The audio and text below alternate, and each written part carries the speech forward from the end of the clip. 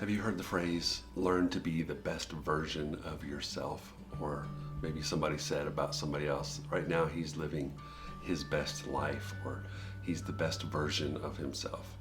It's an interesting phrase and I kind of like it, and I believe that's something that God would like for you, to be the best version of you that you can possibly be.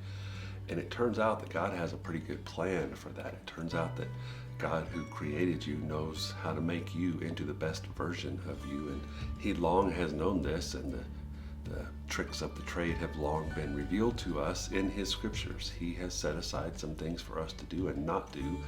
And it turns out that when we obey those, we become the best version of ourselves. We start to live our best life. Now, I would say that you've probably heard of these tips and tricks, tools of the trade. They are called the 10 Commandments. Very, very old. And nobody likes to be commanded. However, these statements in the Old Testament, these Exodus scriptures, these commandments, truly are the boundaries that your life needs for you to be the best version of yourself. God made a rule, hey, don't kill each other. Turns out you're a better person, and so are the people around you when you don't kill people. God said don't steal from people. Turns out that you are the best version of you, and so is everybody else around you when you don't take stuff that's not yours.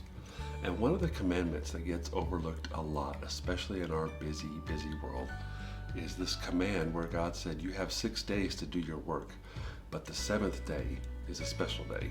It's a day of rest. You are to set it aside to stop your work and rest and refocus and recharge, because God knows that you can't burn the candle at both ends. God knows that you can't spend 24 hours a day, 7 days a week, working your fingers to the bone, that you will need a period of rest. It is the best thing for you.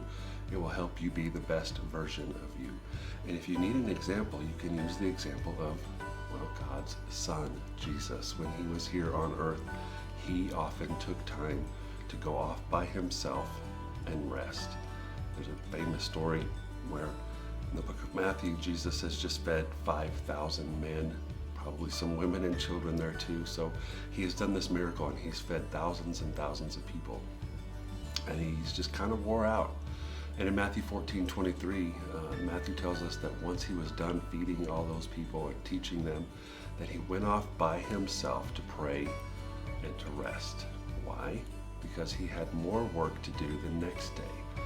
Those people were still there and they still needed him. And Jesus knew, and he modeled for us this example, that even though there are thousands of people at his feet, he goes off by himself to rest and to recharge and to refocus. If the Son of God needed to do that, how much more do we? How much more do you? It is okay to allow yourself to rest. In fact, the best version of you, whatever that looks like, requires rest. You have 6 days to get everything done that you're supposed to get done.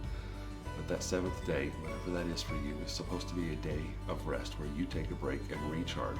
Now, it looks different for all of us because what recharges and refreshes you might not be what recharges and refreshes me. But I did find something really, really helpful the other day when thinking about how to use your rest time.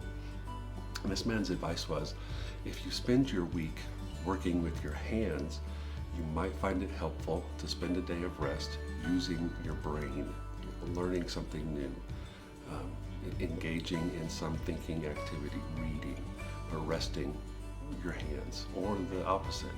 If you work with your brain all week, if you're always crunching numbers or planning things out or looking at a computer, then it might be helpful to spend your day of rest doing something physical with your hands.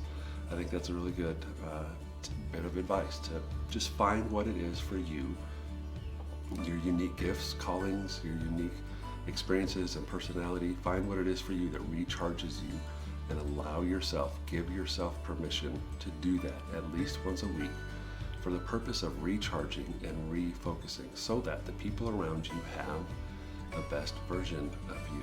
This is what God intends when he says, take a day of rest. And if Jesus modeled it, if Jesus did it, so can you. I hope you have a restful day today. Hope it's a good one.